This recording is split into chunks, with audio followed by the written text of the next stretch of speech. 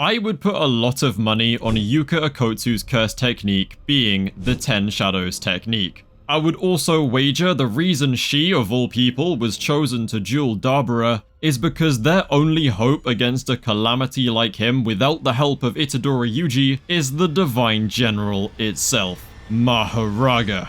And yeah, there are lots of reasons for you to think I'm just crazy or lack reading comprehension, but that's not the case, because I have a mountain of evidence and proof that I'm certain will convince, well, most of you. Oh, but first, please do me a solid and like the video. Thank you. Now, I actually made the mistake of going on Twitter the other day and I predicted that Yuka would summon Mahoraga. And obviously, I got a lot of replies telling me that I was slow in the head and couldn't read. Most of them were from people who don't even read the series, spewing absolute made-up headcanon about how the 10 Shadows users only appear every 400 years like the Six Eyes. And there were even some people who didn't even know Yuka was a Zenin. I mean, she has Zenin blood. But to be fair, I also had a lot of replies showing me the panel of Yuka using an ability called Savage Jaw Strike and saying, does this look like the 10 Shadows to you, dumbass? Yeah.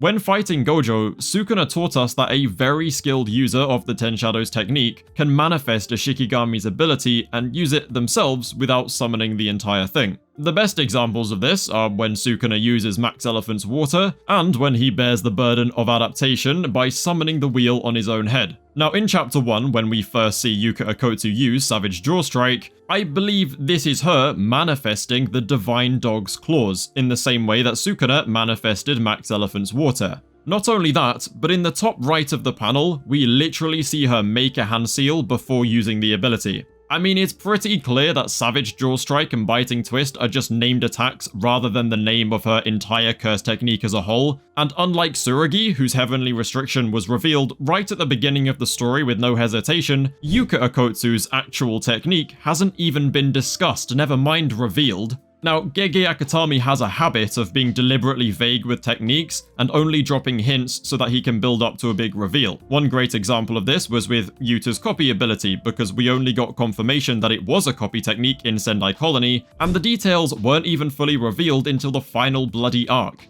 The other best example was of course Sukuna's furnace, which literally got censored in Shibuya and then only explained and seen again in Shinjuku. Saying Gege is pulling this trick once again to build up to some awesome reveal is definitely not out of the question, but he's still left us a truckload of hints and evidence showing that she definitely does have the 10 Shadows technique. For example, in chapter 4, did you guys notice that the trio of Tsurugi, Maru, and Yuka were actually accompanied by a very familiar looking toad that supposedly came out of nowhere just to say hi?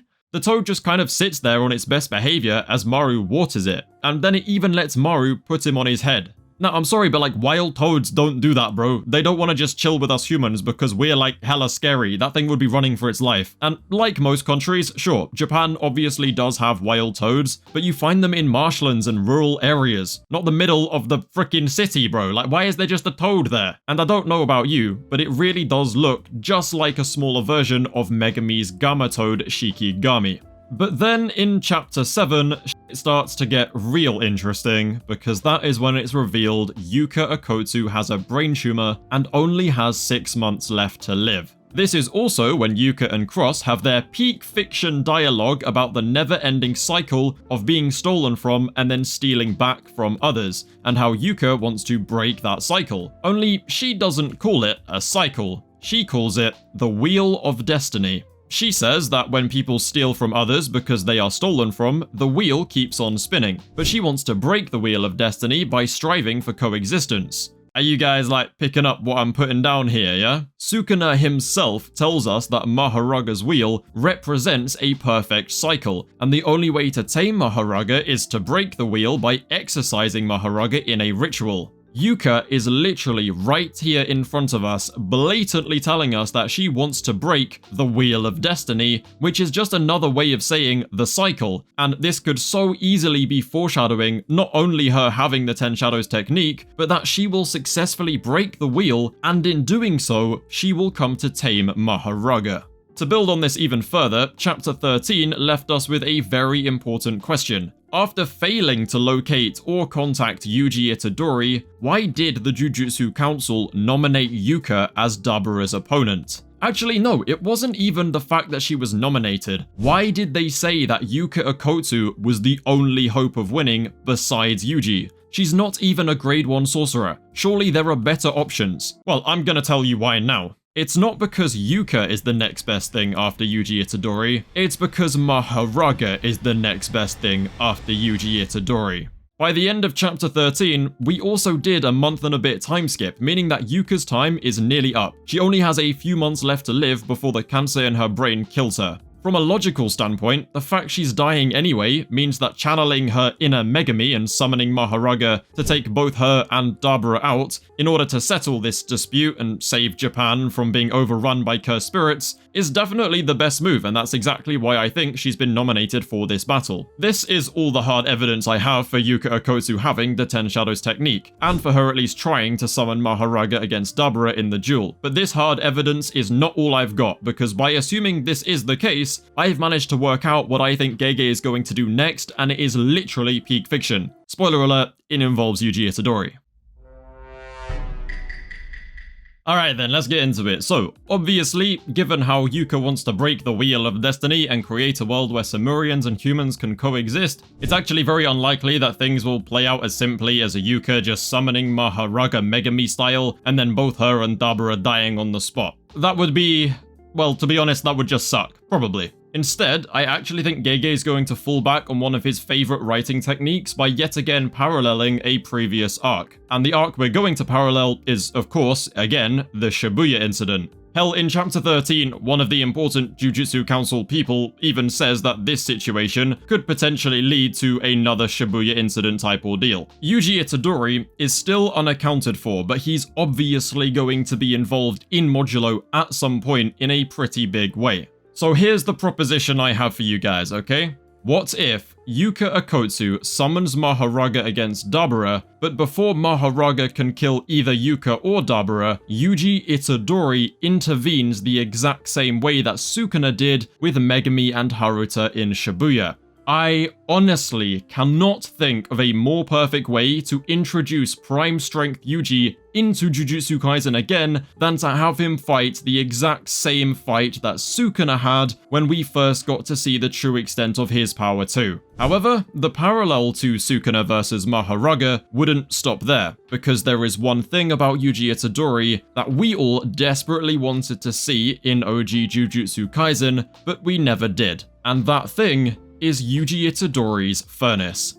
Just like with Sukuna in Shibuya, Yuji Itadori could then reveal his furnace for the very first time and use it to deal the final blow to Mahoraga, nullifying the ritual and saving both Yuka and Dabura's life. Sure, you could say that Dabura would be able to mess up Mahoraga in his own right, but we don't know that yet, and I don't think he's gonna jump in and get involved when he doesn't really need to. I imagine Dabura would just kinda stand there and watch while Yuji handles it for himself, and then just remain a problem afterwards. Remember, power scalers, just because a character can do something doesn't mean that they always will, alright? It's not all about power scaling, chill. Where we go from here though is pretty hard to say, I'm not gonna lie. Yuji could take over as Dabura's opponent, or they could all walk away happy with no more fighting. Who knows, it's Gege. But this potential parallel to the Shibuya incident by having Yuji intervene and fight Mahoraga while revealing his furnace in order to save someone would genuinely be peak fiction, and I hope to God that's what Gege is going for. I will admit though, this part is definitely a bit more flexible in terms of the theory crafting, I will definitely admit that. Things could genuinely play out any which way from here on, especially since I do believe, from what Yuka said about breaking the wheel of destiny, that Yuka will tame Mahoraga in Modulo and strive for coexistence.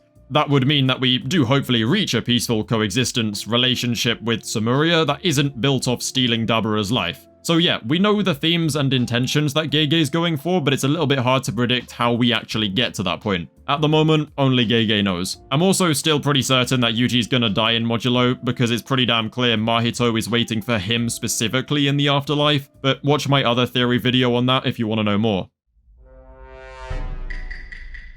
Now, there are some quick little narrative points I wanted to run through about why Yuka having the 10 Shadows could be peak writing, and how I think her and Tsuragi are gonna get a peak fiction conclusion in Modulo. First of all, she would be a woman with the Zenin clan's prize technique, and not only that, but she might actually be the first to ever tame all of it. Back in OG JJK, the Zenin clan looked down on women to no end. Actually, that's an understatement, they just straight up hated them. And they definitely paid the price for it thanks to grandmother Maki. So wouldn't it be ironic if a woman was then not only born with the technique, but also managed to do what none of the stubborn old geezers could ever actually do, and fully master it? In that sense, Yuka and Tsurugi both represent how different Jujutsu society is now compared to back then, which means Gojo and Yuji's efforts to nurture change genuinely had a massive effect. Speaking of Tsurugi though, there is actually a theory created by the goat Tiberius that just like how the Six Eyes and Limitless are tied together by some unknown force called fate, the Ten Shadows users and Heavenly Restriction users of the Zenin clan are also tied together by fate.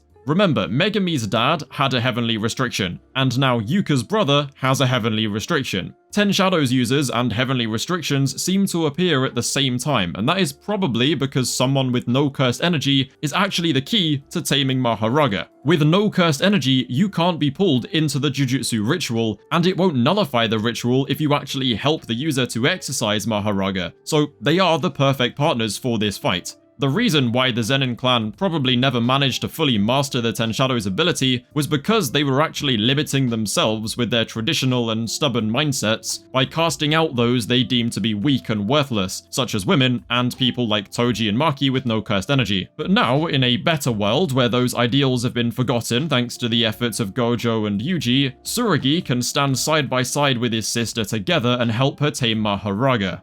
And this is where Yuta's ring and the Okotsu heritage actually comes into play, because it's widely believed that once Tsurugi casts off the ring, he will also cast off the last remaining drop of cursed energy, which is holding back his full Toji Maki level heavenly restriction. Likewise, lack of cursed energy and power was Megami's weakness with his technique when it came to taming the Ten Shadows. There was a point where he could barely maintain enough cursed energy to even summon the elephant at all, never mind summoning it alongside other Shikigami. But once Yuka gets the ring, she might gain access to Rika's cursed energy and maybe even Rika herself. That, paired with Tsurugi's heavenly restriction and some passed down knowledge from the likes of Megami or Yuji, could be exactly how they tame Mahoraga together. At least, if it was me, that's how I would write it, because I think it ties absolutely every theme and narrative point related to these characters together absolutely perfectly. Now, I just want to give you guys one last bit of hope before I finish the video. Let's just assume that Yuka does tame Mahoraga in modulo. We already know that she can manifest the Shikigami's unique abilities herself, either because Megami passed down some knowledge, just like how Gojo's family passed down knowledge of Limitless to him,